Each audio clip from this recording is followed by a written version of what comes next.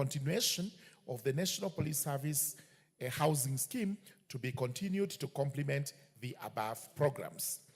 As regards issue number 3, the status of harmonization of terms of service, including salaries for all officers under the various services, specifically between the National Police Service and the Kenya Prisons Service, to ensure parity and fairness in remuneration and working conditions.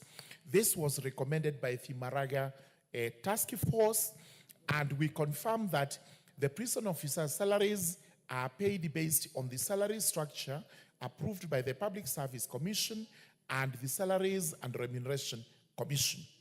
But we also confirm that having received the recommendation by the Maraga Task Force for the harmonization specifically for grades that have similar entry qualifications between the two services, the Kenya Prisons Service has established a task force to harmonize the salaries, and this is in progress, especially after the last review was effected.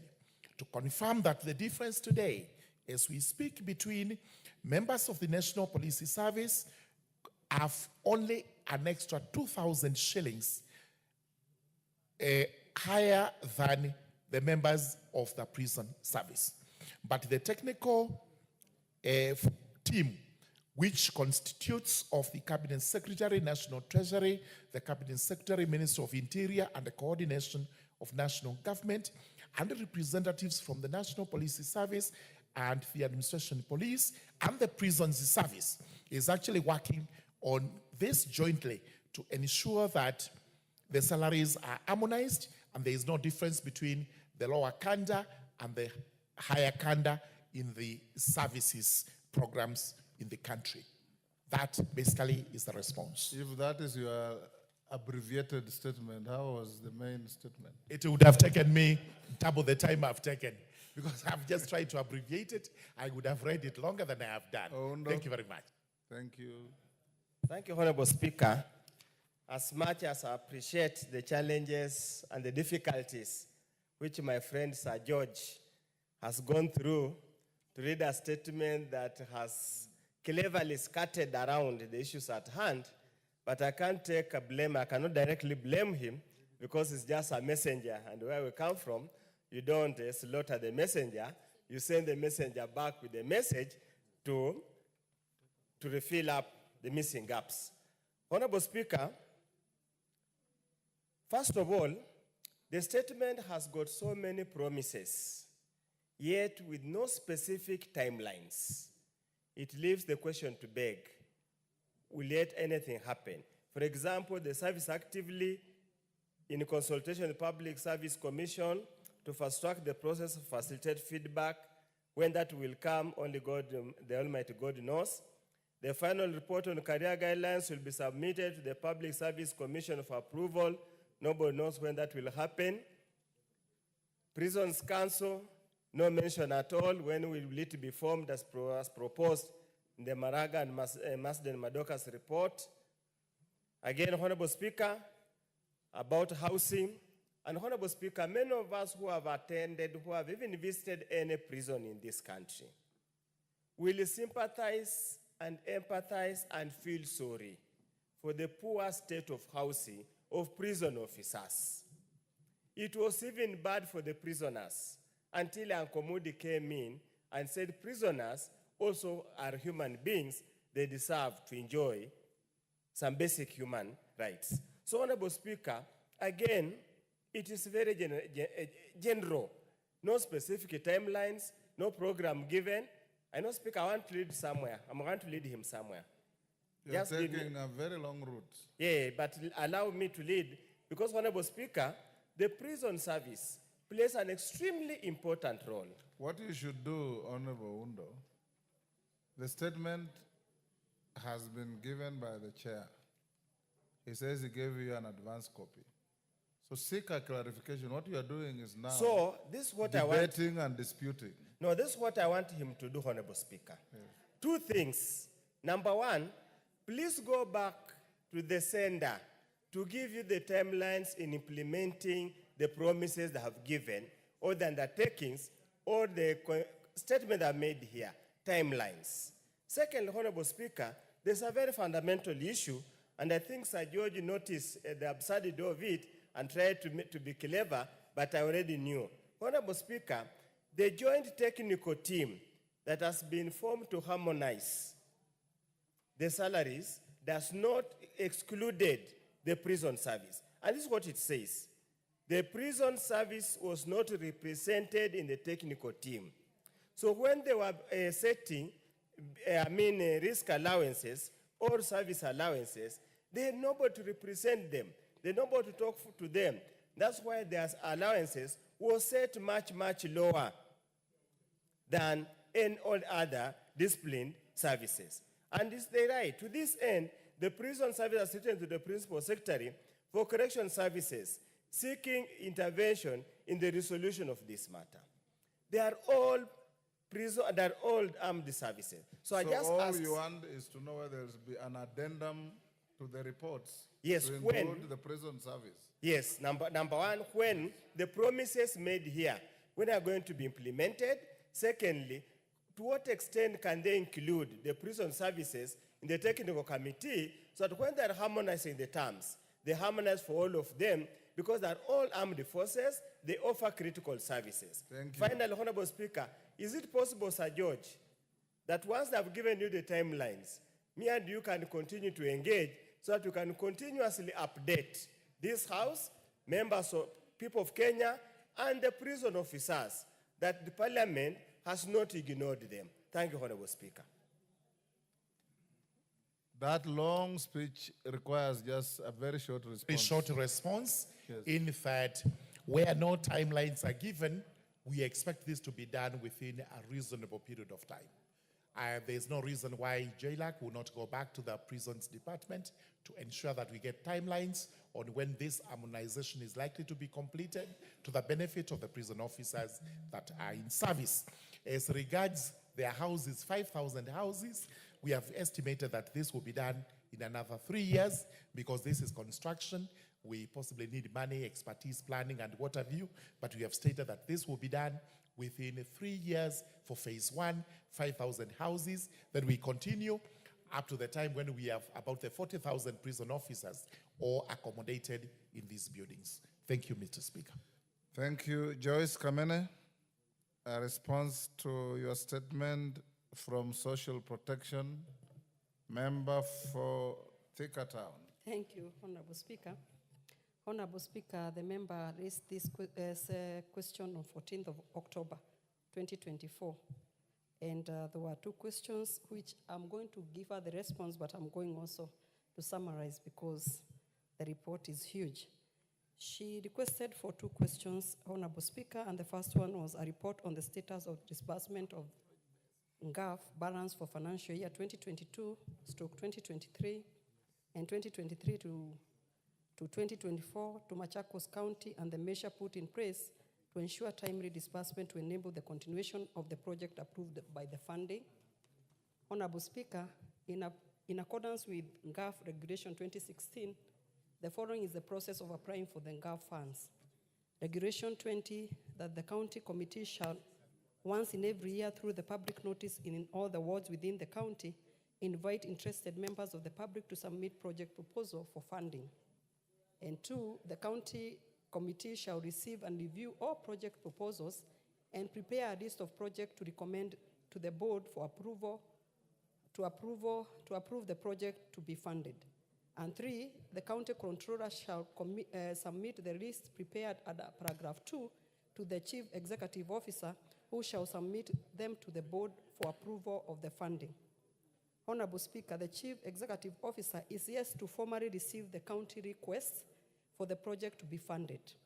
As such, disbursement of the fund to the county cannot be immediately effected.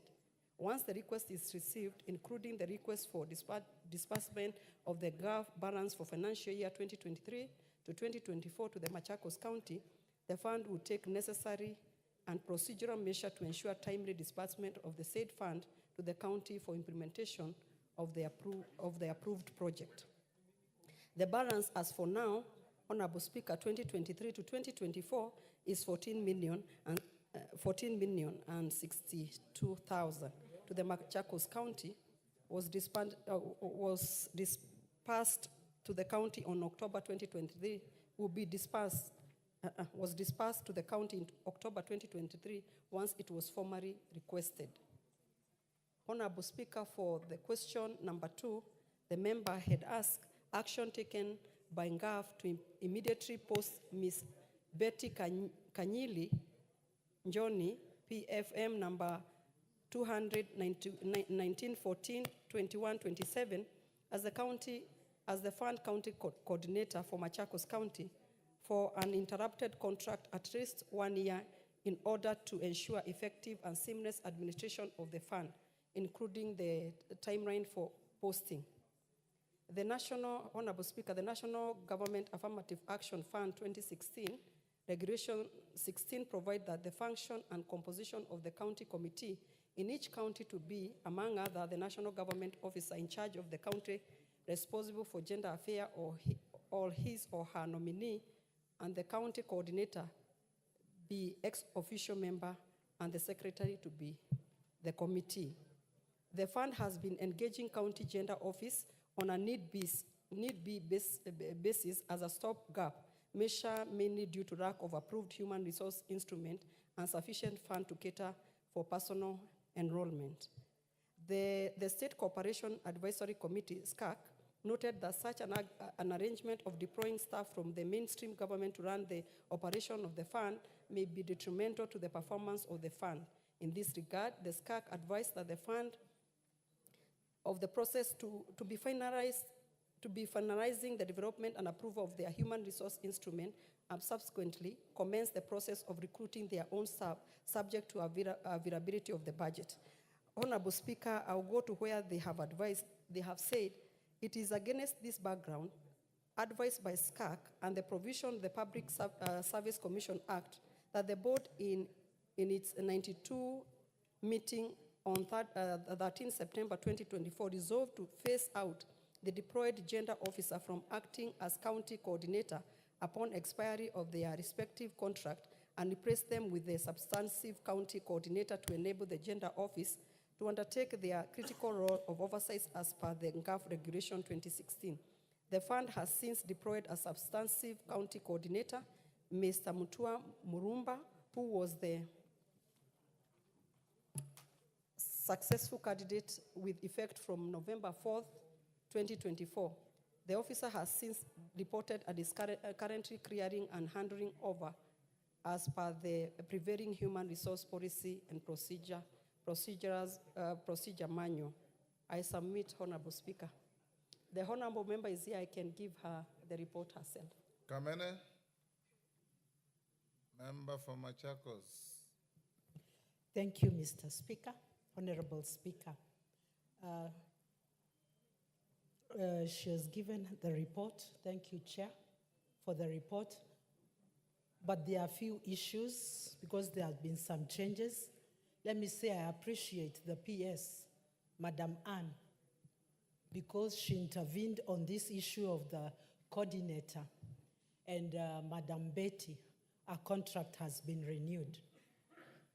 The issue of funds. You cannot just give us a blanket figure of 14 million.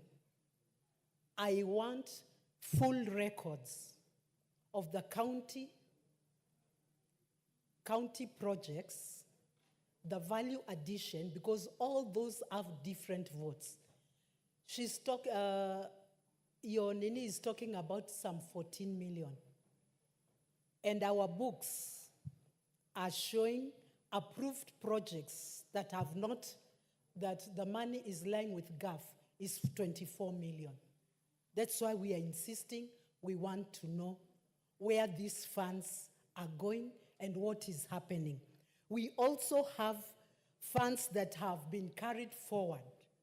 And because of the lack of the coordinator, we have a whopping close to 100 million that belongs to Machakos County.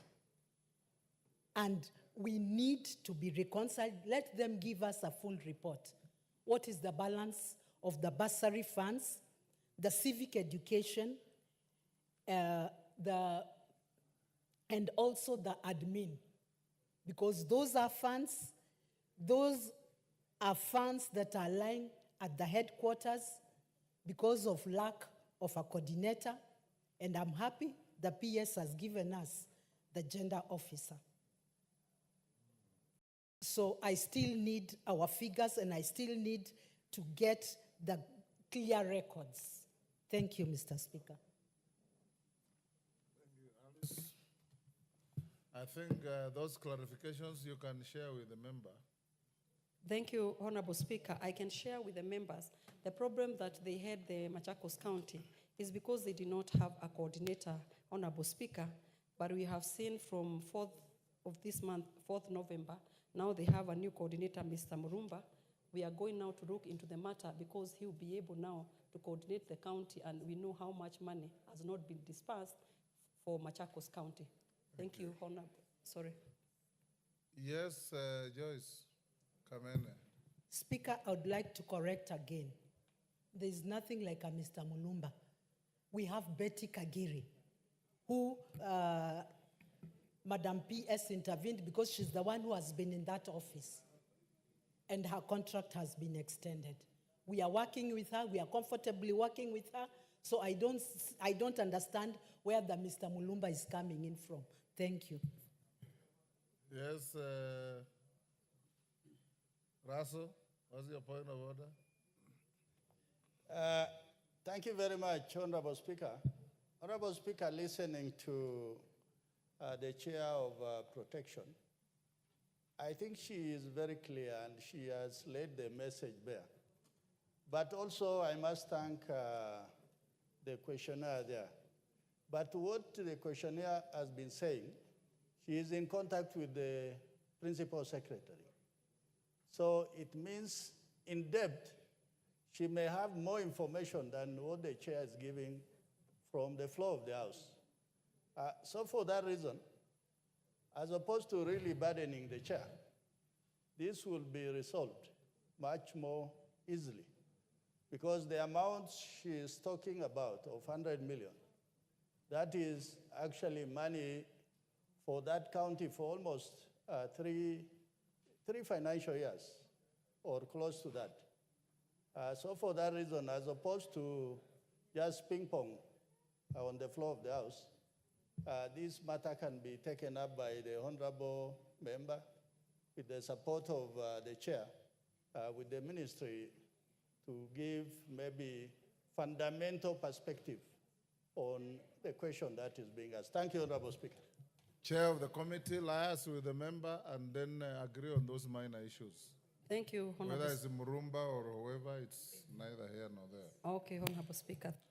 Honorable Nolfason Barongo Pomachoge Barabu. A response to your statement by Transport and Infrastructure. GK, you ready? Yes, I am. Barongo is here. Go ahead. Thank you, Honorable Speaker. Allow me to give a precise response to a request made by Honorable Nofason Obadiah Barongo, Member of Parliament for Bomachoge Barabu constituency, which was requested on 9th October this year. Honorable Speaker, in the statement, the Honorable Obadiah Barongo MP sought to establish, among other things, one, the status of upgrading of the road network in Bomachoge Borabu constituency to bitumen standards, and two, the timelines for the completion of the stored projects in the constituency. Honorable Speaker, the committee received a response from the Ministry of Roads and Transport through the Clerk of the National Assembly on 13th this month, which I now wish to make. Honorable Speaker, on the status of upgrading of the road network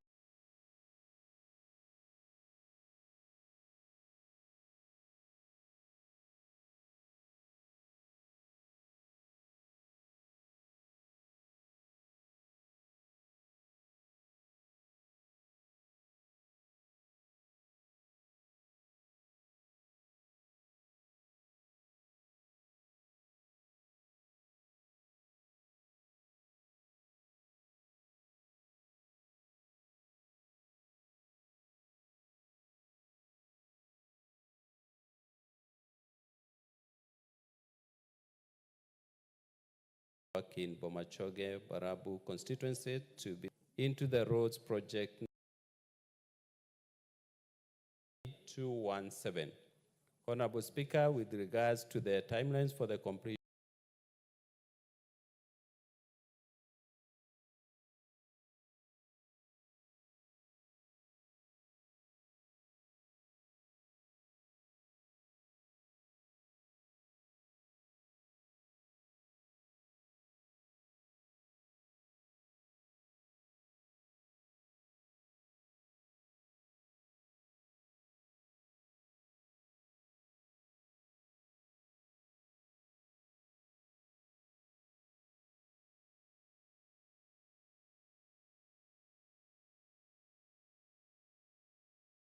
of the provisions due to exogenous factors, thus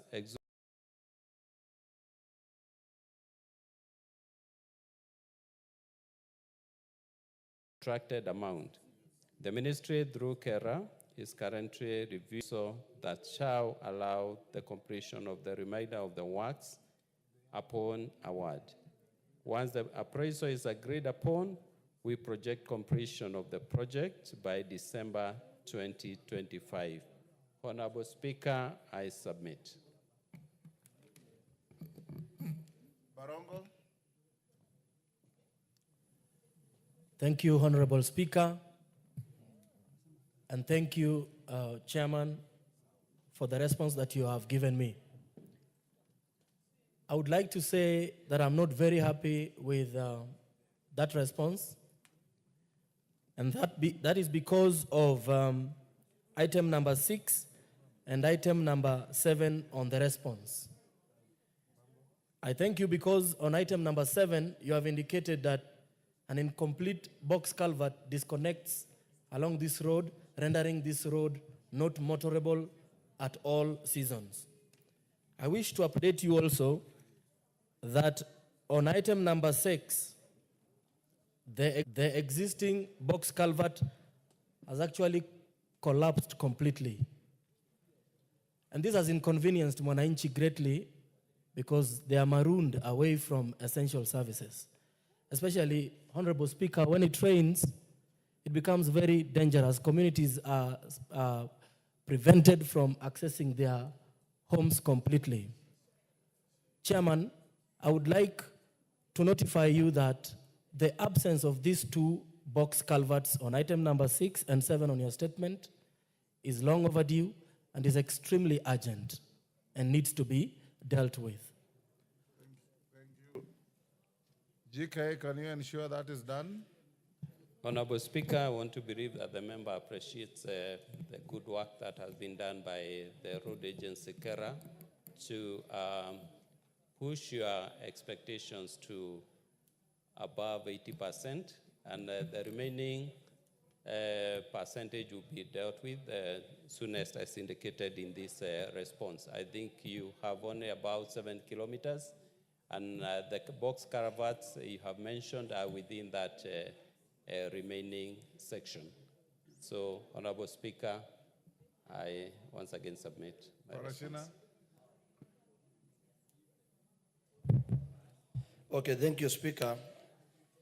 Yesterday we had a lot of questions towards the Cabinet Secretary for Road and Transport, but I needed to ask the Chair.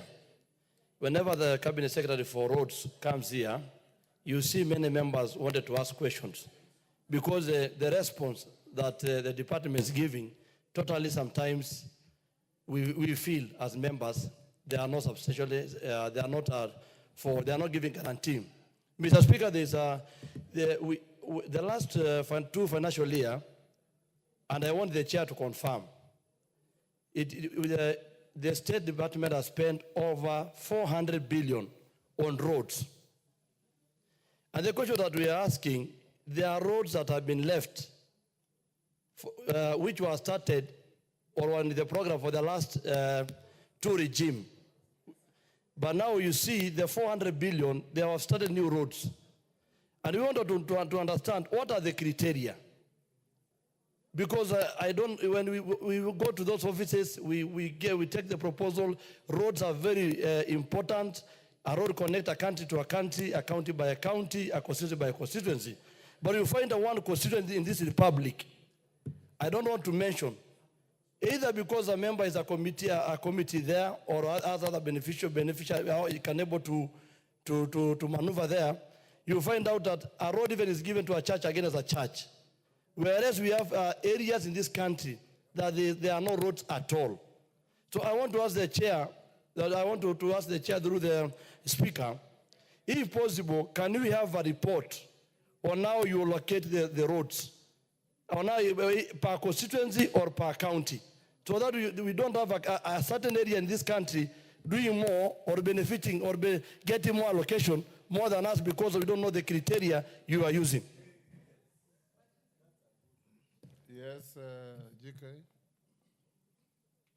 Honorable Speaker, I do not know where the member has picked the figure 400 billion from.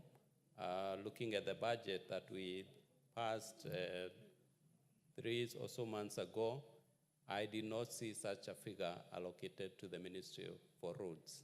So that assertion is completely out of order in terms of figures. Yes, Parashina. I only said the last 2 financial years. Chair, don't run away. I know one constituency which has gotten 17 billion. And we can go Western or Nyanza or even Mombasa, and we find constituencies that have never even gotten 200 billion, not 200 million shilling. So don't take us round. You know the truth. The last financial year, 2022, 2023, 2023, 2024, a lot of money has been spent on roads. Yes, Nyamai. Well, Chair, thank you very much, Honorable Speaker. Well, I would like to just say that the Honorable Parashina has a point, Mr. Speaker. We would like to, with a lot of respect, ask the Chair for roads that personally I think there is a problem, Mr. Speaker. Because my own constituency, Kitui South, and Kitui County as a whole, got about 400 million. Kitui South has less than 100 million, Honorable Speaker, where there are Kera roads and there are highways to be repaired. And Mr. Speaker, I saw a constituency with 4 billion. It's worrying. It is something that this House must discuss. I do not know whether you are going to call us for a kamukunji or what you are going to do, because this is a budget-making institution. If this is a budget-making institution, Honorable Speaker, we are going to be in a lot of trouble with our constituents. Mr. Speaker, I got to know this because I took the trouble to analyze that document because I wanted to know how much has gone to every county. Mr. Speaker, there is a problem and we need support. Chair, roads, we need support from you. Honorable Speaker, we need support from you. I also, as I was looking at Kitui, I had time to look at Bungoma, Honorable Speaker, and I say the picture is not good, Mr. Speaker. Yes, Mutunga. Honorable Speaker, when I stood here yesterday and spoke about Tigania West, some people laughed at me, some of the honorable members. Honorable Speaker, that is one constituency which has 9 kilometers of tarmac in total. I'm talking about Tisa in Kiswahili.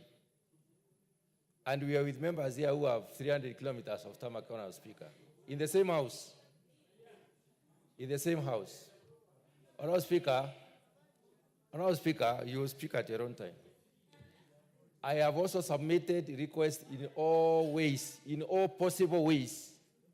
Honorable Speaker, we even have signboards of distinguished leaders in this country opening roads in that constituency. Honorable Speaker, there is something seriously wrong. Did you say this yesterday?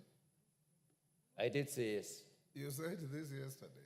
Honorable Speaker, I'm just joining the what members who I'll are do- saying there is a problem in the road Yes. sector. We need Yes. needs to be looked into. GK, can you tell the House? Honorable Speaker, I know the CS was here yesterday to respond to issues raised by members, and he will be here in the next 2 weeks. He will be here to answer to all those questions. But I will insist that there is no 400 billion that has been allocated to the ministry, even in the last leave alone 2 years, even in the last three years. That figure is erroneous. Members, so that we don't belabor the point, I assured you yesterday that in 2 weeks, the Minister, CS Chirchir, will be back here on the same issue of roads. So let's make progress. Hold your horses. I'll give you all the time when he comes. Let's go back to order number 6, and allow Honorable Mchomba to table a report. Order number 5, Honorable Mchomba. Thank you, Mr. Speaker. I beg to lay the following Order, paper. Honorable Mchomba. The very least you can do is to apologize to the House for coming late, because I called you out twice. Thank you, Mr. Speaker.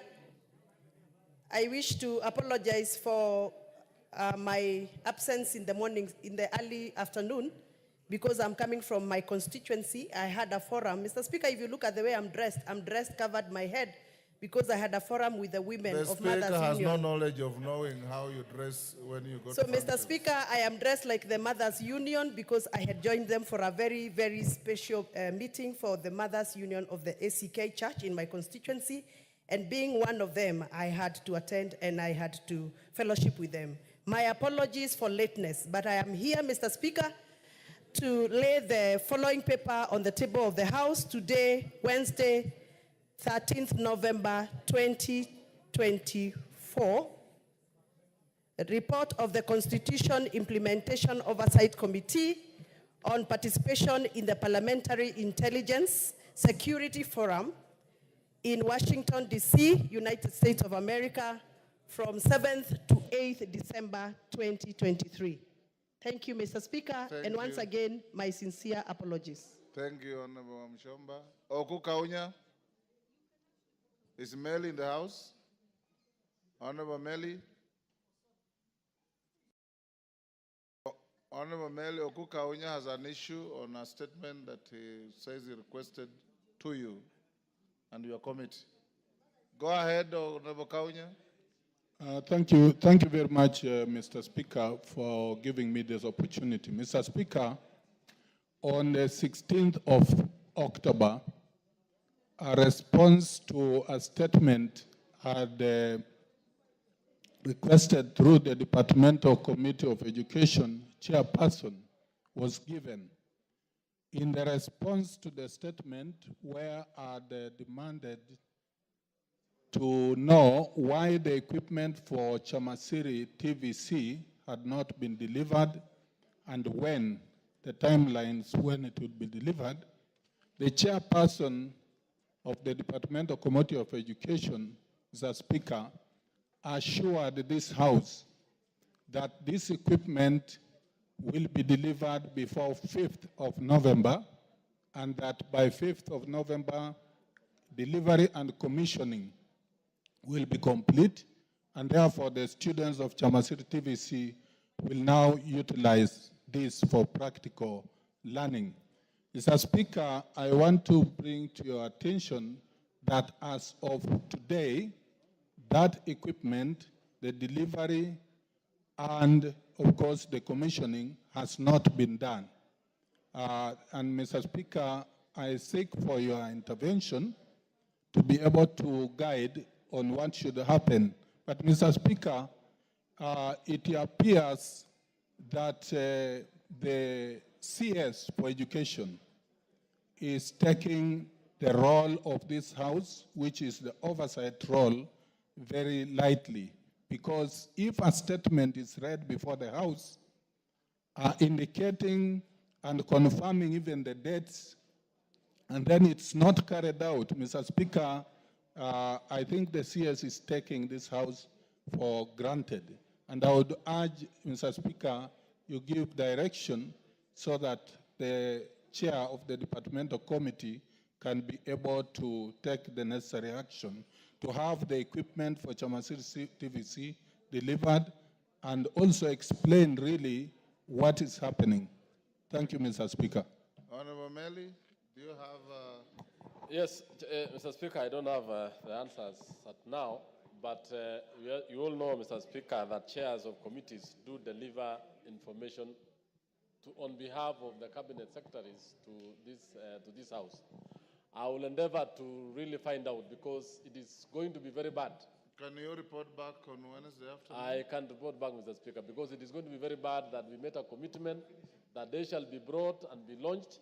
I commit to report back on Wednesday. Honorable Kaunya, the chair is directed to bring some information on Wednesday afternoon. Next order. Oh, sorry. Majority Leader statement of every Thursday. Osoro. Thank you very much, Honorable Speaker. This is the usual statement by the Majority Leader. I'm holding brief for him for today, Honorable Speaker. Honorable Speaker, pursuant to the provisions of Standing Order 44.2a, I rise to give the following statement on behalf of the House Business Committee, which met on Tuesday, 12 November 2024, to prioritize business for consideration during the week. Honorable Speaker, with regards to the business schedule for Tuesday next week, the House is expected to consider second reading of the following bills, some of which are listed in today's order paper.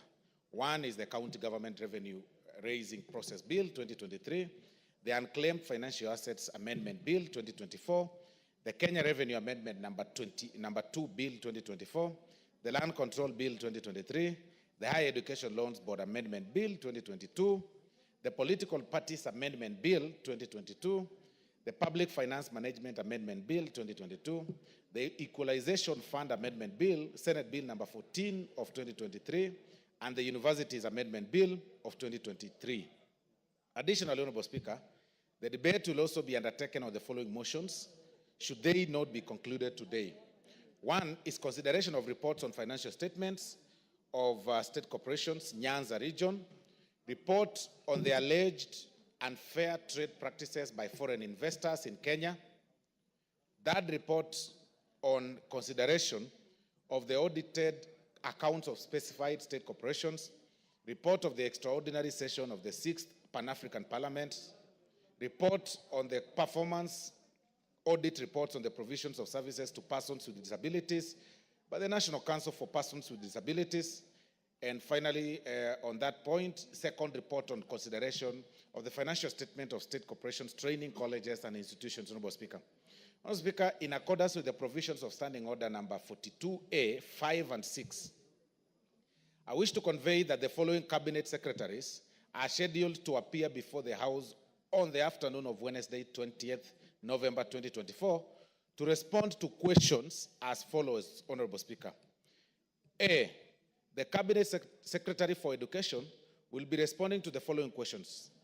Question by private notice number 016-2024 by the member for Kathiani, the Honorable Robert Mbui, CBS MP, regarding update on the status of preparedness by the Ministry to transition grade 8 learners to grade 9, including the number of classrooms constructed so far across the country.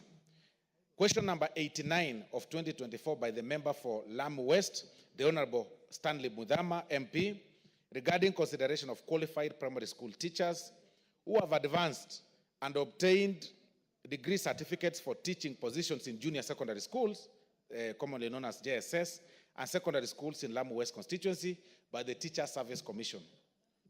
Honorable Speaker, question number 3 will be question number 90, 2024, by the member for Westlands, the Honorable Timothy Wanyonyi, MP, regarding the rationale and policy behind the directive of transferring secondary school teachers in physics, chemistry, biology, and history to junior secondary schools. There is also question number 91, Honorable Speaker, of 2024, by the member for Kinango, the Honorable Gozi Rai, MP, regarding status on the delayed payment of pension to Mr. Salim Mdalu Ndegwa, who was a teacher at Nzovuni Primary School until his retirement on 30th June 2022. There is also question number 93 of 2024 by the member for Nairobi County, the Honorable Esther Passaris, MP, regarding status of implementing the House resolution on the standardization of uniforms across the country. Question number 94 of 2024 by the member for Chepalungu constituency, the Honorable Victor Koech, MP, regarding the criteria used to approve primary schools within rural areas to accommodate junior secondary schools, and the criteria used for approval of primary schools to host the JSS centers within urban centers. The question number 95, Honorable Speaker, of 2024, by the member for Chepalungu, also the member for Chepalungu again, the Honorable Victor Koech, MP, regarding the timelines in which the teachers under contract will be considered for recruitment under permanent and pensionable terms. There is question number 96 of 2024 by the member for Nyeri Town, the Honorable Duncan Madenge, MP, regarding failure by the University of Nairobi Dental School in offering lecturers on orthodontics to the undergraduate and master's degree students, Honorable Speaker. Honorable Speaker, there is also question number 97 of 2024 by the member for Emuhaya constituency, the Honorable Mboko Milemba, MP, regarding the authorization for purposes of conducting fresh parent association elections in various counties and some counties in the country. Honorable Speaker, there is also question number 98 of 2024 by the member for Yatta, the Honorable Robert Basil, MP, regarding provisions of hardship allowance to technical vocational education and training tutors in Yatta constituency. Honorable Speaker. Question number 99 by the member for Kibwezi West, the Honorable Mwengi Mtuse, MP, regarding the donation of the 12,000 acres of land located at Kisayani, Kibwezi West constituency by the locals to the University of Nairobi in the year 1988 for the establishment of an institution of higher learning. Question number 100, Honorable Speaker, by the member for Suba South, Honorable Speaker, the Honorable Karoli Omondi, MP, regarding details of the current deficit of teachers in both primary and secondary schools in Homa Bay County, Migori, Kisumu, Siaya, and Kakamega counties. Question number 147, Honorable Speaker, by the member for Nakuru County, the Honorable Liza Chelule, regarding the plans in place by the ministry in collaboration with the Ministry of Energy to subsidize the high cost of electricity in special needs schools. There is question number 148, Honorable Speaker, of 2024, by the member for Matayos, the Honorable Geoffrey Makoha, MP, regarding the number of special schools in the country, both for primary and secondary and ordinary schools, Honorable Speaker. There's also question number 149 by the member for Madare, the Honorable Anthony Oluoch, regarding the measures taken to create working strategies with county governments to ensure both early childhood education, development and primary schools have access to school meals, Honorable Speaker. The Cabinet Secretary for Agriculture and Livestock, Honorable Speaker, will also be here, that very timeline, to respond to the following questions, Honorable Speaker. Question number 015 of 2024 by the member from Beere North, the Honorable Geoffrey Ruku, MP, regarding the status of the supply and distribution of subsidized fertilizers across the country in preparation for the planting season. Question number 27 of 2024 by the member for Machakos County, the Honorable Joyce Kamene, MP, regarding programs and policies the ministry has implemented to reduce importation of food to the country and ensure food self-sufficiency, in the country. Honorable Speaker, there is also the question number 101 of 2024 by the member from Beere North, the Honorable Geoffrey Ruku, regarding reasons why Pest Control Products Board, the PCPB, has permitted the use of Roundup in the country, yet the herbicide has been banned in the Americas and Europe due to its scientifically proven carcinogenic effects, Honorable Speaker. There is also question number 102 of 2024 by the member for Chepalungu constituency, the Honorable Victor Koech, MP, regarding specific measures being undertaken to ensure that dairy farmers in Chepalungu constituency receive competitive prices for their dairy products. There is question number 103 of 2020 by the member for Gishugu constituency, the Honorable Robert Gishimu, MP, regarding the decline in macadamia nut prices and measures aimed at boosting prices for profitability for farmers. There is finally on questions, Honorable Speaker, question number 146 of 2024 by the member for Uasin Gishu County, the Honorable Gladys Bose Sholei, MGH MP, regarding status of implementation of the recommendation of the National Assembly with regards to public petition number 70 of 2019, Honorable Speaker, on withdrawal of harmful chemical pesticides in the Kenyan market, Honorable Speaker. In conclusion, Honorable Speaker, the House Business Committee will again reconvene on Tuesday, 19th November 2024, to schedule business for the rest of that week.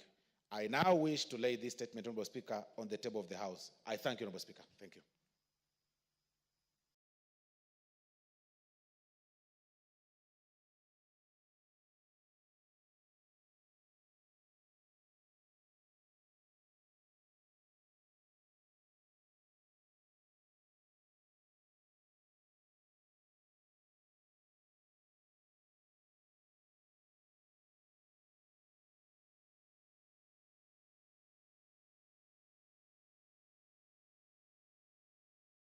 Thank you, Majority Whip. Next order. We are done with the statement, so we go to order number 8. Order number 8, the Cooperatives Bill, National Assembly Bill number 7 of 2024, second reading, resumption of debate.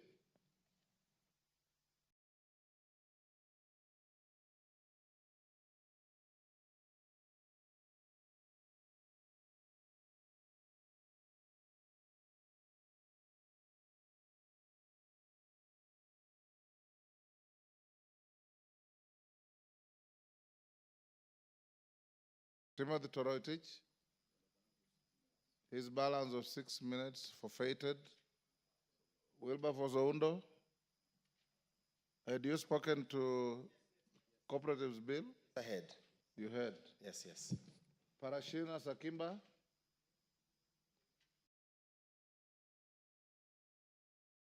John Kawanjiku? John Mutunga?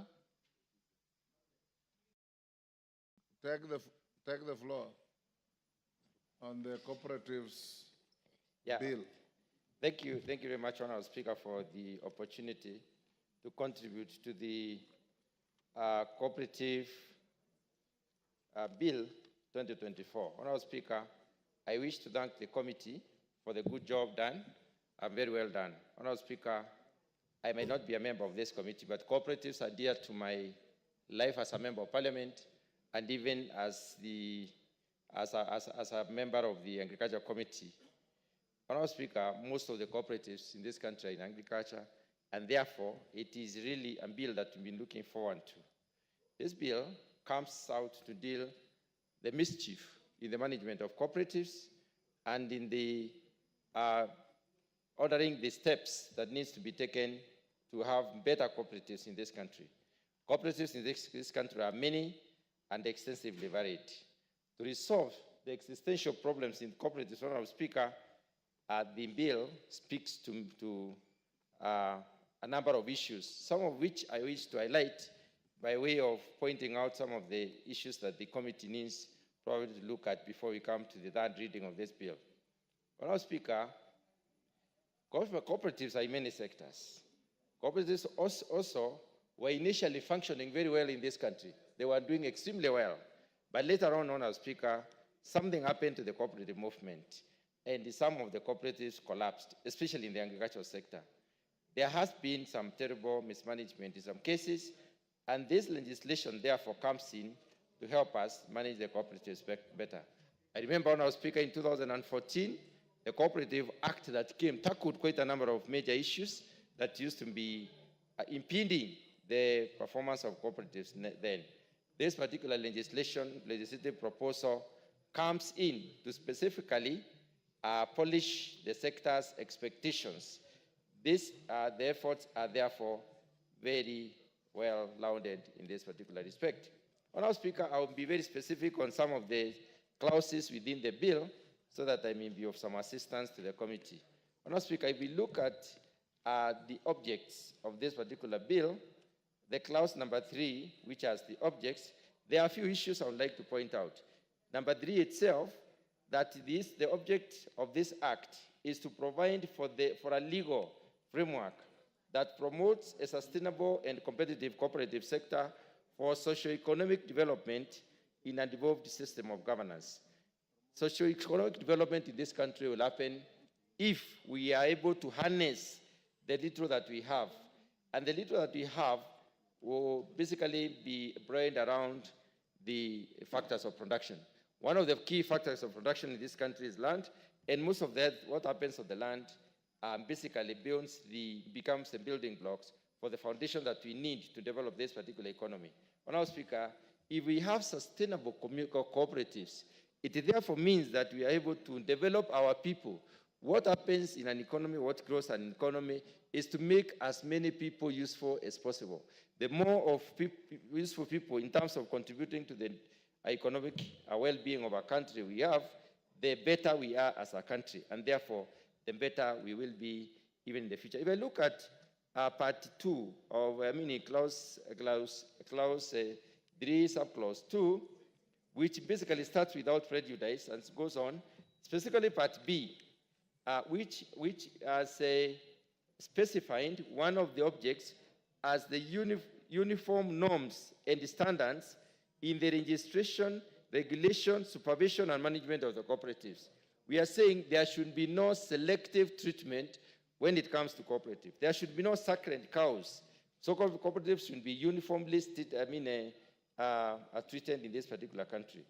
Honourable Speaker, there are some, if you look at subclause 2D, in terms of the object 2D, which talks about the areas of concurrence, jurisdiction in promotion, registration, regulation, and supervision of cooperatives have been highlighted and picked. These cross-references makes it important to anchor this particular act in the existing legislation so that the cross-referencing is enabled. And therefore, it becomes a better law as probably, that we had before. Honourable Speaker, I also underlook at clause 4, especially where we are talking about the cooperative principles. And it is violation of these principles which led to the collapse of the cooperatives. The principle of voluntary and open membership. When members are put into a cooperative and they do not agree, there is no homogeneity of the membership. There is no tying, glue for the members, then we have a problem. Democratic, member control. Democracy lacks in quite a number of cooperatives. We have some levels of dictatorship, and this makes it impossible for cooperatives to run properly. When you look at the economic participation by the members, decisions made sometimes in some of the cooperatives led to misuse of resources for the former cooperatives, and therefore the cooperatives, suffered. This needs to be looked into very carefully so that democracy persists and economic participation of the members is honored in a way that it will help the cooperatives to grow. So the cooperative principle is key in terms of serving how we move forward in dealing with these cooperatives. Honourable Speaker, looking at the establishment, Honourable Speaker, protect me from my majority whip who seems to be shouting. I don't know what he's trying to say. If he has any contribution, he should do it in an orderly manner so that we can listen to him.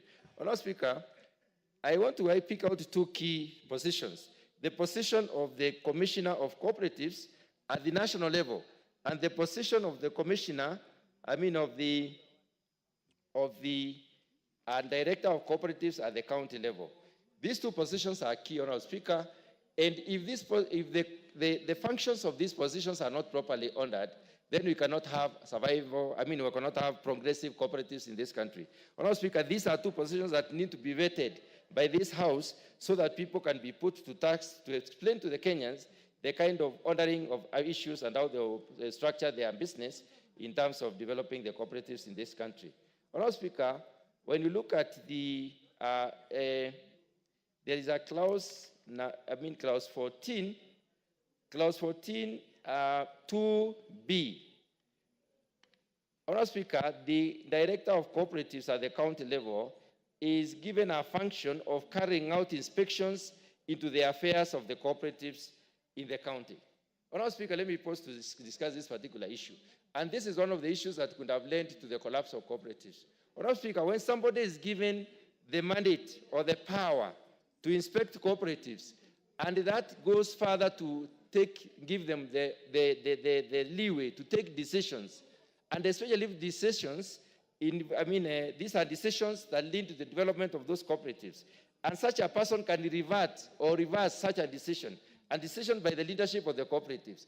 This is one of the problems that led to the collapse of the cooperatives, because members of our cooperatives have developed their own strategy, they design their own way of doing business, and they make decisions. Once their decision is affected or changed by an individual who does not even belong to the cooperatives, then it makes the cooperative membership uncomfortable, and therefore it is possible that these cooperatives may not move on as probably expected. Honourable Speaker, I would like to also mention clause number 14. No, that is 14. Clause number 19. Clause number 19. When you look at clause number 19, we have the structure of different cooperatives. The primary cooperatives, the secondary cooperatives, the cooperative federations, and the apex. The fact that we have this tiered arrangement of cooperatives should completely link it. The ordering should not be be associated with the power to manage the issues of the cooperatives under. In other words, secondary cooperatives should not lord over primary cooperatives. The apex cooperative as union should not lord over the others which are below it. And therefore, it is important for us to take caution on that particular issue. Honourable Speaker, clause 25E, which speaks to the fact that one of the roles of the apex cooperative is to provide mechanism and framework for alternative dispute resolution for the cooperatives. I would like to suggest that, Honourable Speaker, by way of amendment, and probably the committee has looked at this particular issue, dispute resolution should not be in an institution. We should set an independent body to deal with disputes within the cooperatives so that we do not bring in mischief that probably would lead to problems.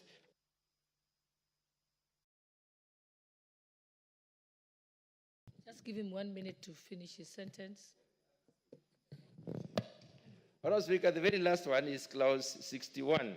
Clause 61 is long, and basically talks about the delegation system and the representation. When it comes to sending delegates, Honourable Speaker, we should have the cooperative itself, who is a primary cooperative, being given this opportunity to, in a specific, we should specify how delegates are going to be picked, and the power of the delegate as picked. Because when delegates represent an institution in a meeting that is making decisions, they should have the power of the institution, and that particular provision does not seem to say exactly as I've said. Thank you, Honourable Speaker. The Honourable Meli, member for Tinderet. Honourable Kawanjiku, you gave up? Because you had been next. Thank you, Madam Speaker. Madam Speaker, I rise to support this bill. This bill, Madam Speaker, is a very, very important bill for our country, more importantly for the socio-economic development of our nation. Cooperative movement in this country, Madam Speaker, was a very powerful movement in the 60s, 70s, and 80s. And its contribution, to the economy cannot be gainsaid. On that particular issue, Madam Speaker, I just want to say that this bill addresses some of the ills that has affected the cooperative sector for long. In my constituency, Madam Speaker, and my county, the cooperative movement is so huge, especially in the coffee sector, the sugar sector, and even in the milk industry. More importantly, it is in the cooperatives or the cooperators themselves who are able, and the parents and the cooperators of the yesteryears were even able to actually come together and be able to buy farm machinery. Madam Speaker, let me go straight away to the various parts of the bill. That this bill seeks to actually re-establish the cooperative movement in this country. Of the Commissioner for Cooperative Development and at the national level, and the Office of the Director of Cooperatives at the county level. It goes on to actually explain what these two offices will do so as to promote the cooperative movement. Mr. Speaker, this is very important because it has also goes further to show the various structures or levels of cooperatives. In this country, we have the primary cooperatives, which are actually the small cooperatives in the rural sector. We have the secondary cooperative societies, the Federation of Cooperatives, and I want to say this. We also have the apex cooperatives, and even those which come together and are even engaged in activities that promote the socio-economic development. I want to say one thing, especially on coffee and even the tea sector. Through the well-managed cooperative sector, farmers have been able to even pay fees for their children. They have been even able to pay medical fees, medical bills. They can even further move on and even engage in savings and credit, even those in housing sector. One of the things that this bill tries to address is the issue of registration of cooperatives. That is in Part 5. Part 4, which deals with the procedures for registration, amendment of bylaws, and protection of cooperatives and SACCO identity.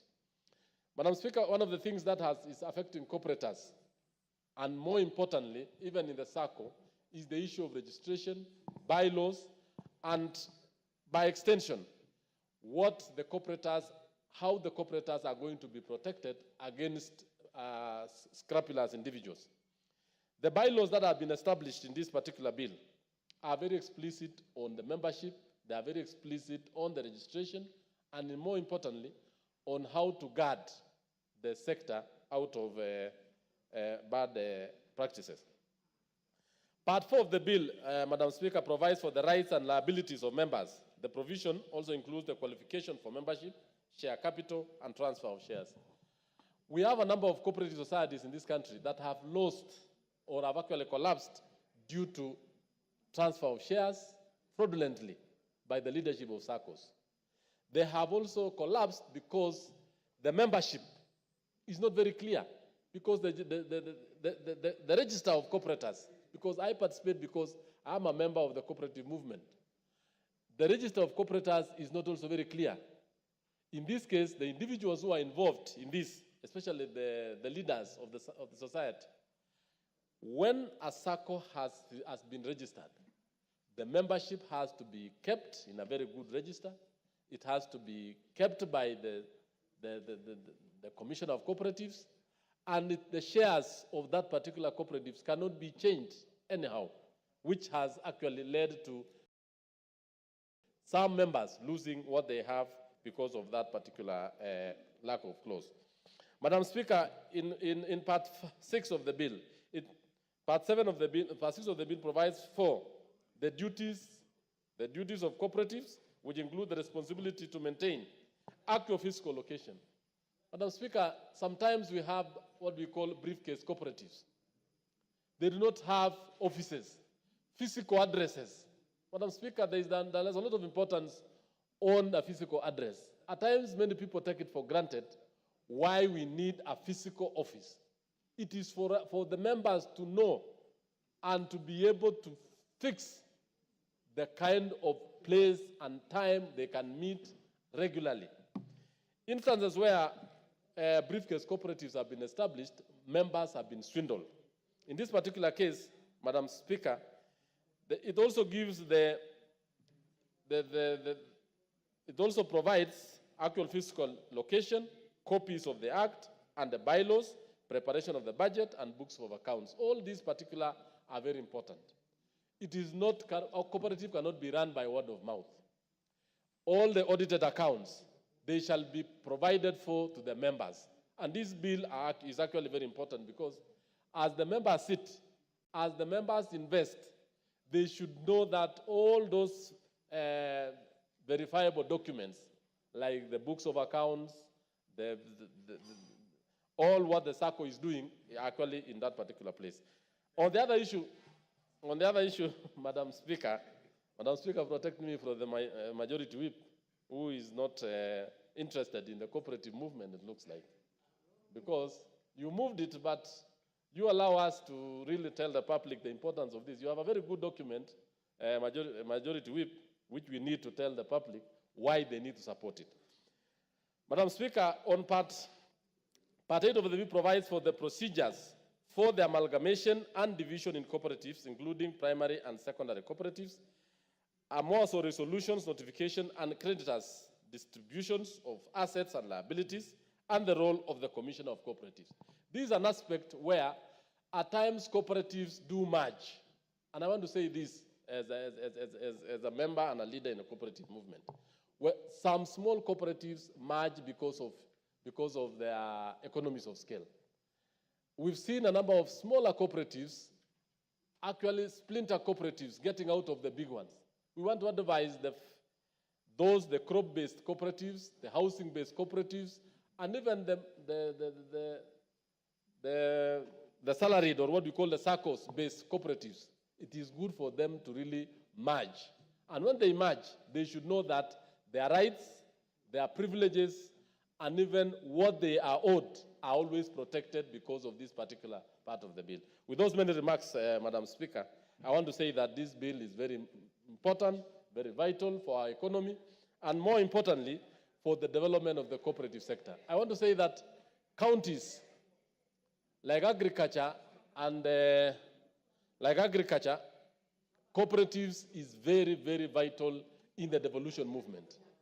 And the creation of the what we call the Cooperative Technical Forum Committee, which is Government Relations Committee, will enable the national government and the county government to relate well, especially in improving cooperative movement in this country. I support this particular bill, Madam Speaker. Thank you. The Honourable Member for Likoni, Honourable Mishimboko. Thank you, Madam Speaker. Madam Speaker, I stand to support this bill by Honourable Osoro. Honourable Speaker, this bill talks about cooperative movement in our country, and more so in particular, the Saving and Credit Cooperative Organization, what we call SACCO. Madam Speaker, this cooperative, they are very instrumental in terms of pooling capitals or other resources, Honourable Speaker. Honourable Speaker, they also facilitate job creation, they also facilitate economic growth and social development, Madam Speaker. Madam Speaker, I'm very much impressed by this bill because it talks about 4-tier cooperative structure. The first structure is the primary cooperative, where members can engage directly. The second one, it talks about secondary cooperative, where there is what we call mutual support within the members. There is what also we call cooperative federation, where it talks about the network of the cooperatives. And we have what we call apex cooperatives, which is the highest level, which takes all the cooperatives together. Madam Speaker, having these 4 tiers, it means the governance and accountability is going to be very clear.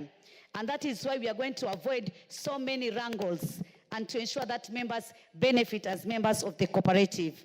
Madam Speaker, if I look on clause 11.1, which I quote, it states, there is established in each county the office of the county director of cooperatives.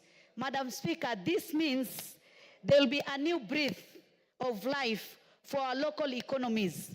It means the administrative functions will go closer to the members at the grassroots level. Because, Madam Speaker, when you are talking about devolution, devolution has to go in so many aspects. And that is why having that director at the grassroots level, or rather at the county level, it means even more bureaucracies which are at the national level are going to be avoided. Madam Speaker, if I also look on this bill, clause 62(5)(a), and I want to quote, which says, in constituting its board of directors, a cooperative shall ensure that not more than 2/3 of the directors are of the same gender. Madam Speaker, we have been talking every day that this law has to be implemented. And you know, Madam Speaker, in any organization which is well inclusive, all inclusive, that means we have women, we have men, we have the vulnerable groups, we have the marginalized groups, we have those who even maybe their economy is very low, but they are also being included in this organization. Madam Speaker, I think we'll be assisting all Kenyans, and that is why I want to support this. Madam Speaker, you can also remember there have been many fraud, and we need to put some mechanism to ensure Kenyans are being protected. And I've seen in this bill, in clause 41, clause 43, and clause 44, which talks about how to protect members from fraudulent schemes. We have been having so many schemes in this country. And these people, they come, they entice us, they tell us so many good things, that we are going to be rich at a go or what, and so many things. But because of this bill, we are going to have some protection. And that is why I support it.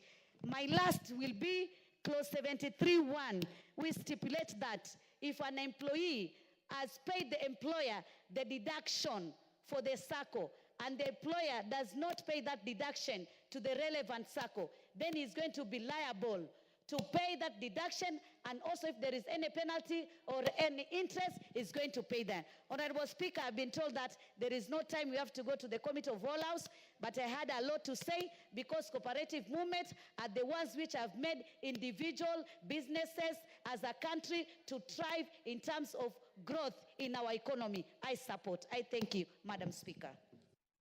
Thank you. And lastly, we have the Honorable Member for Githunguri, Honorable Gathoni Wamushomba, then we'll close that debate.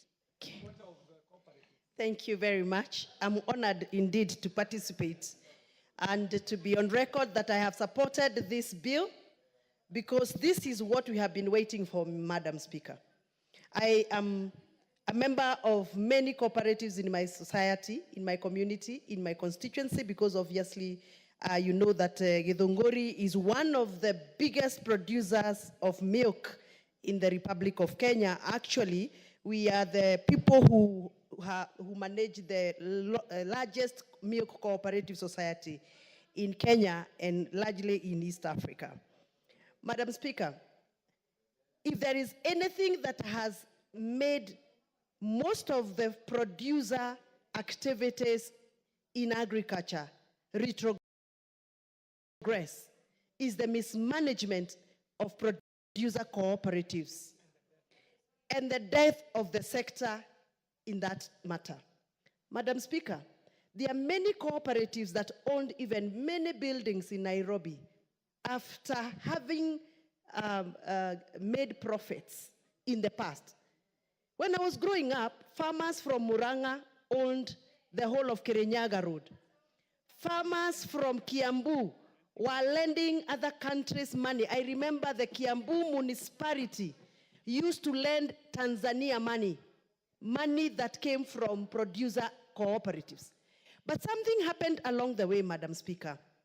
People who retired from civil servants, people who are fired for misconduct in government, went down to those producer cooperatives and bribed their way into the management of cooperative societies.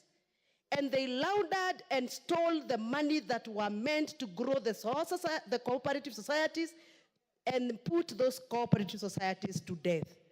As we speak, Madam Speaker, we had very large cooperative society that owned Imenti House, for example, and many other houses you see down at River Road, near Kikorok Road. And those cooperative societies today, Madam Speaker, they are indebted. They are supposed to be selling off those assets to cover running costs.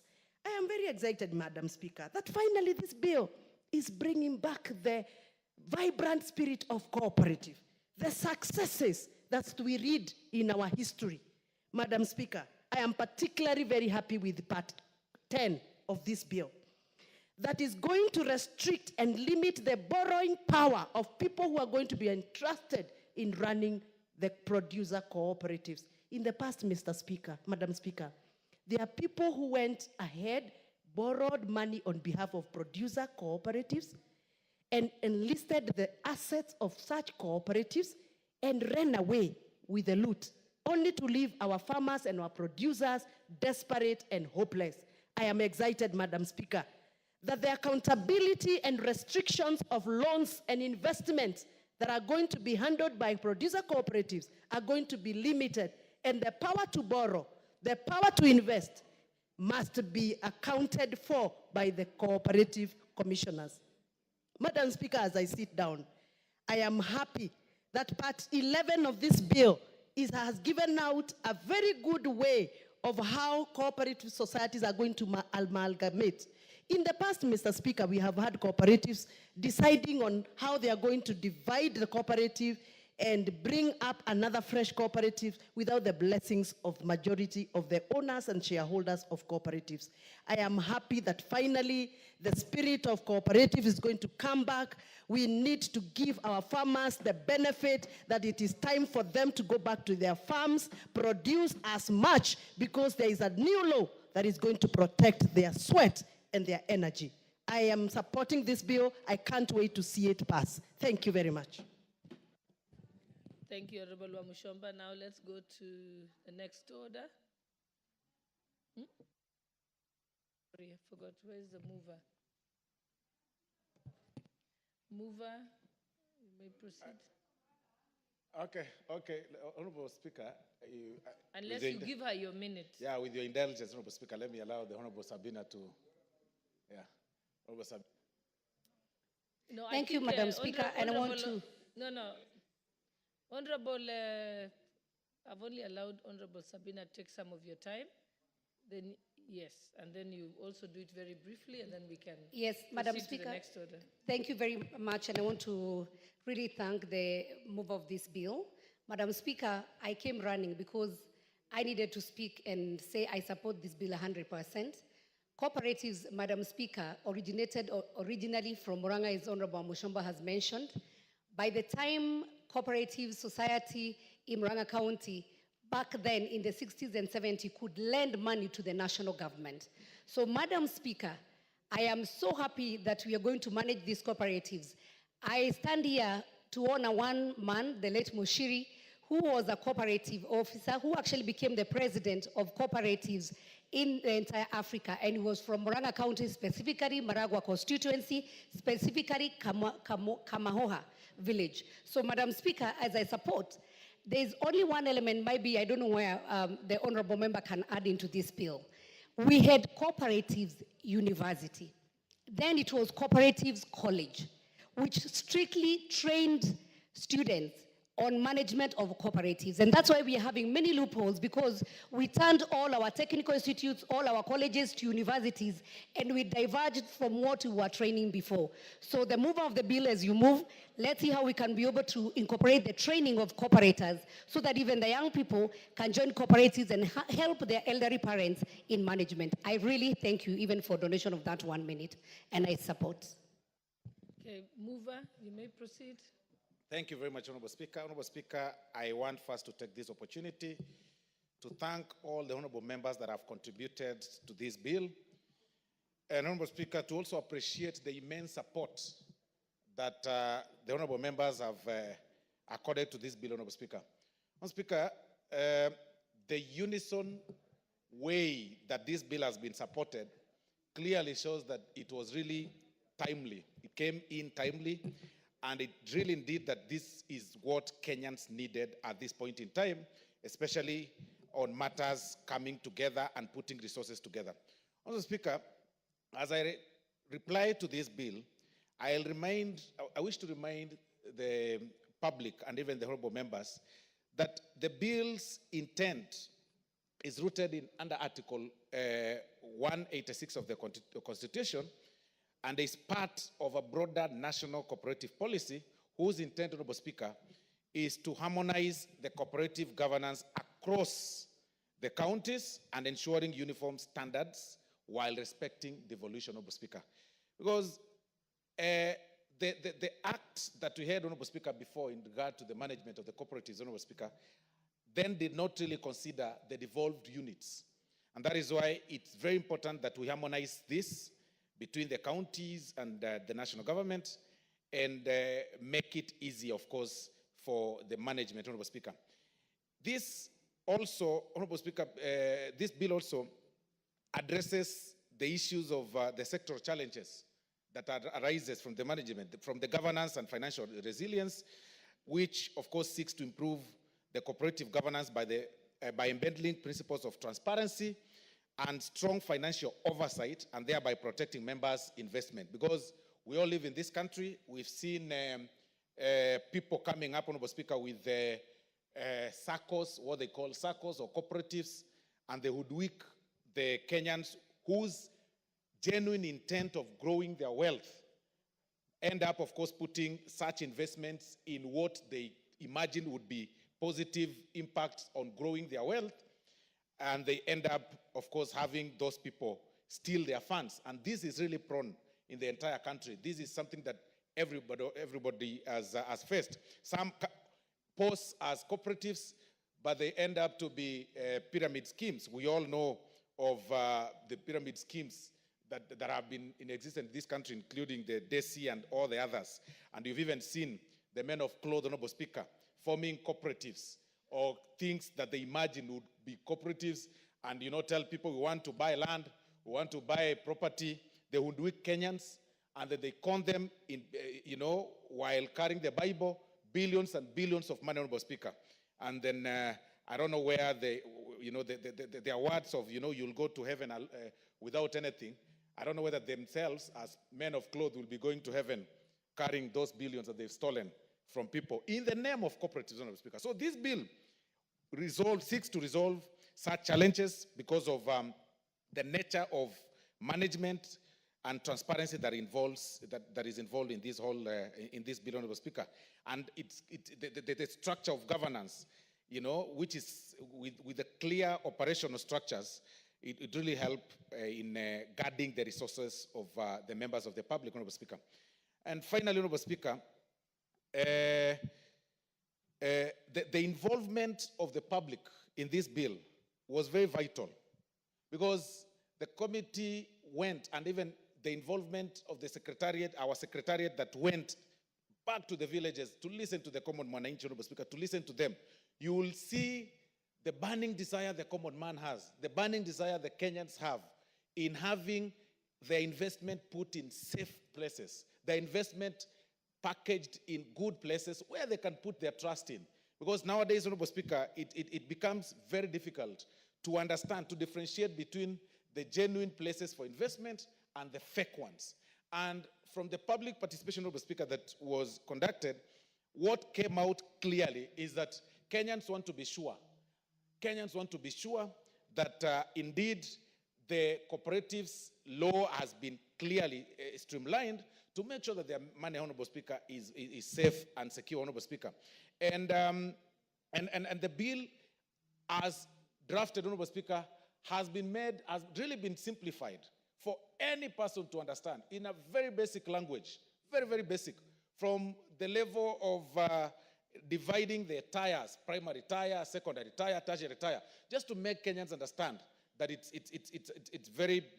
a very basic, it's a law that incorporates all their demands, but with very basic terms of reference or language that is easily understandable, Honorable Speaker. So I really want to appreciate the members for supporting this bill, which is very crucial for a sustainable, competitive cooperative sector aligned with the national cooperative policy, Honorable Speaker. So by passing this legislation, Honorable Speaker, this floor, Honorable Speaker, will support, this House, Honorable Speaker, will support a modern cooperative sector that upholds cooperative principles, strengthens economic inclusion, and fosters unity across Kenya's counties. Thank you, Honorable Speaker. I beg to reply. Thank you. Thank you. We shall put the question at a later date. Now we can move to the next order. Order number 9, Committee of the Whole House.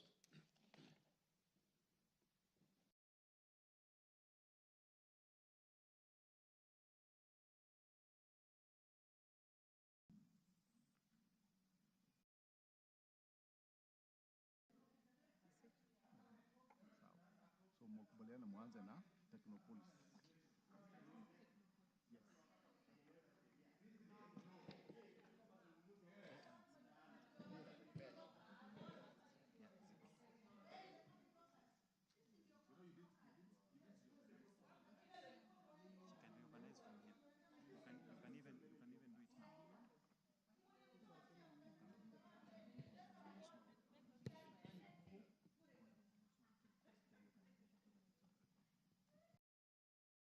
Order members, before we start, I'll give the first opportunity to the Honorable Osoro to put on record the reorganization. Thank you very much, Honorable Chair. Honorable Chair, I seek your indulgence and the indulgence of this House to reorganize this order number 9, that we start from Roman 2, the Technopolis Bill, National Assembly Bill number 6 of 2024, and then finish with the coffee bill, Honorable Speaker. So we just swap 2 to 1 and 1 gets to 2, Honorable Speaker. Thank you.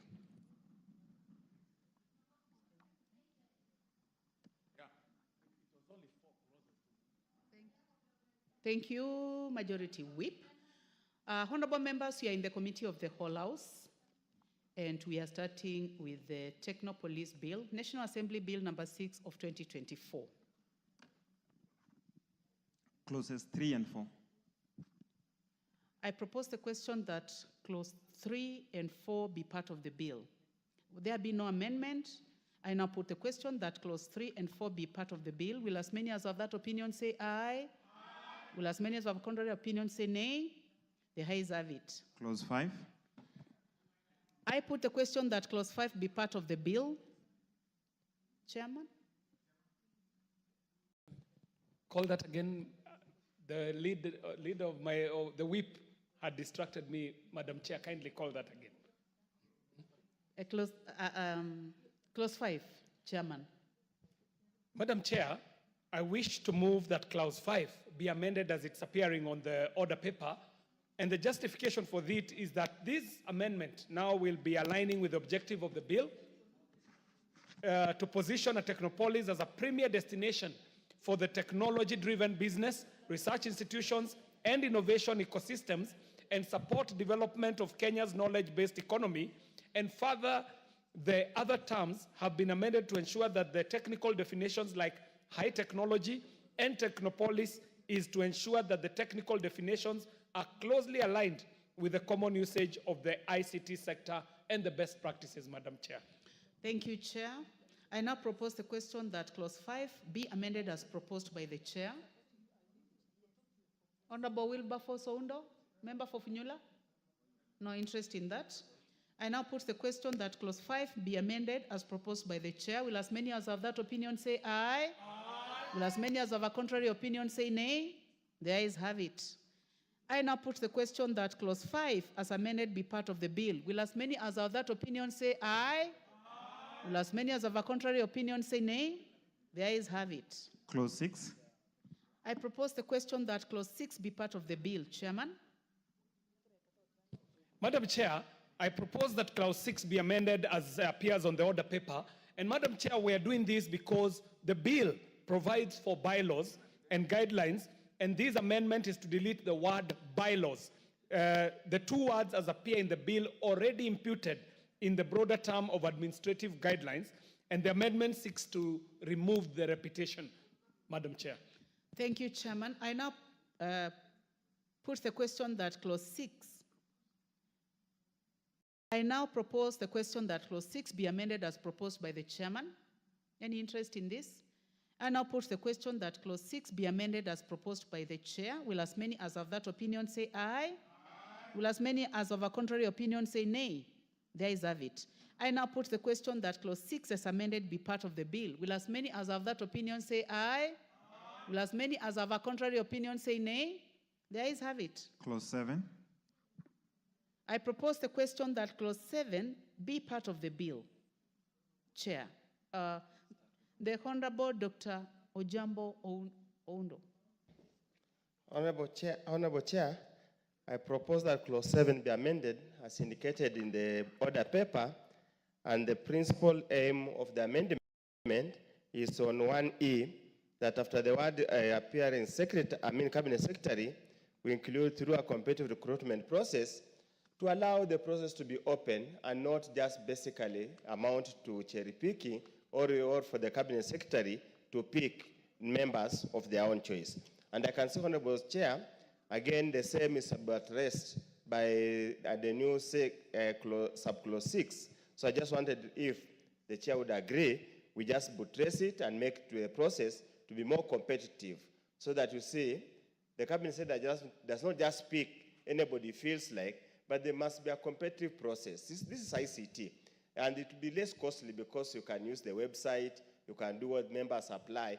So to be a semblance of a competitive recruitment process for the members where the cabinet secretary is allowed to appoint in the board of directors. Thank you, Honorable Chair.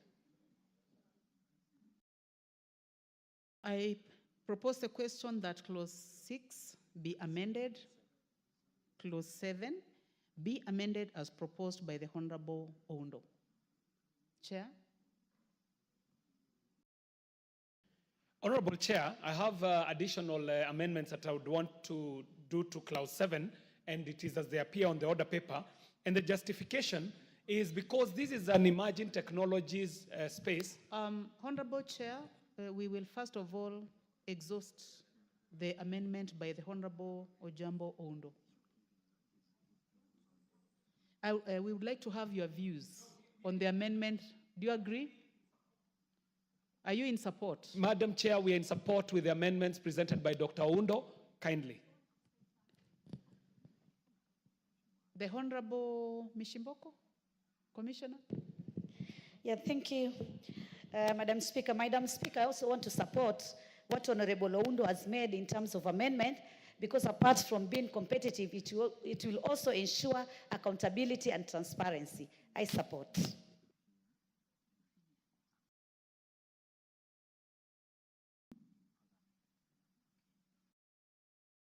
So I now put the question that clause 7 be amended as proposed by the Honorable Oundo. Will as many as are of that opinion say aye? Aye. Will as many as have a contrary opinion say nay? The ayes have it. Now I can give an opportunity to the chair. Honorable KJ. Madam Chair, I want to propose that clause 7 be amended as is appearing on the order paper. And the justification for this, Madam Chair, is that we all understand that Technopolises in themselves are going to be superintending over emerging technologies. And as such, a requirement for such extensive work experience in leadership and management might block out very good young and youthful talent. The amendment further seeks to provide certainty on the need for diversity on the composition of board members. Madam Chair, I move. Thank you. I now propose the question that clause 7 be amended as proposed by the Honorable Chairman, the Honorable KJ. Yes, the Honorable Oundo. Thank you, Honorable Chair. I truly want to lend my support to the amendments because this is a realm of the young people. We, the old hog, should remain analog and mind our business in analog. Further, Honorable Speaker, when you look at the new number 6 and 7, it really now takes care of all spheres of this society. I support, Chair. Thank you. I now put the question that clause 7 be further amended as proposed by the Honorable KJ. Will as many as have that opinion say aye? Aye. Will as many as have a contrary opinion say nay? The ayes have it. I now put the question that clause 7 as amended be part of the bill. Will as many as have that opinion say aye? Aye. Will as many as have a contrary opinion say nay? The ayes have it. Clause 8. I propose the question that clause 8 be part of the bill. Chair? Madam Chair, it is my proposal that we amend clause 8 as is appearing on the order paper. And the justification for this, Madam Chair, is that this bill, as proposed, had omitted to provide for the criteria for the vacation from office of the chairperson of the board, and the amendment seeks to provide a remedy for the same. Madam Chair, I move.